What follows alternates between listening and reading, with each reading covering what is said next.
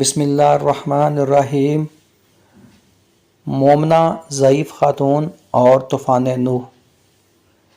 ایک ضعیف خاتون حضرت نوح علیہ السلام کے پاس سے گزری جب آپ علیہ السلام کشتی بنانے میں مصروف تھے۔ اس وقت وہ خاتون بھی دولت اسلام سے مالا مال تھی۔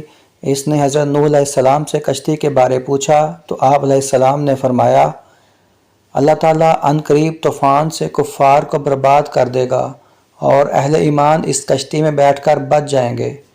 اس خاتون نے عرض کی، آپ علیہ السلام طوفان کے وقت اسے بھی بتائیں گے تاکہ وہ بھی کشتی میں بیٹھ کر سیلاب سے نجات پالے۔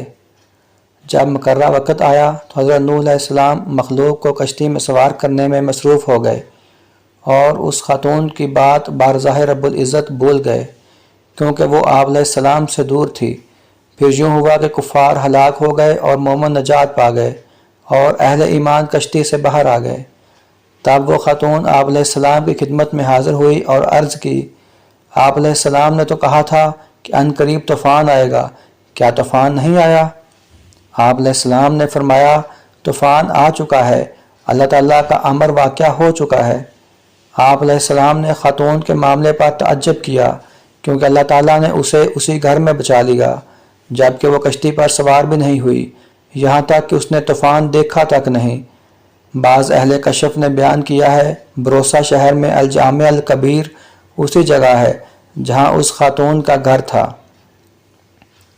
اللہ تعالیٰ اپنے مومن بندوں کی حمایت اسی طرح کرتا ہے۔